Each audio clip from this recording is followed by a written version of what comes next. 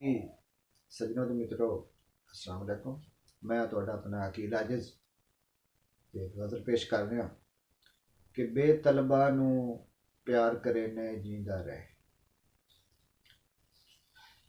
बेतलबा नू प्यार करे ने जींदा रहे, साइल नू इनकार करे ने जींदा रहे।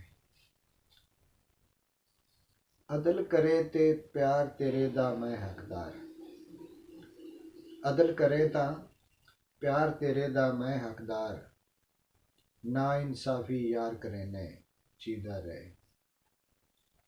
ते तगड़ियां अगे एवें लिफदा फिरना है, तगड़ियां अगे एवें लिफदा फिरना है, कमज़ोरां ते वार करे ने जींदा रहे।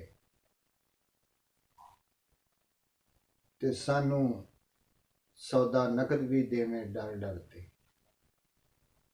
सानू सौदा नकद भी देवें डर डर ते, ठगा नाल उधार करे ने जींदा रहे।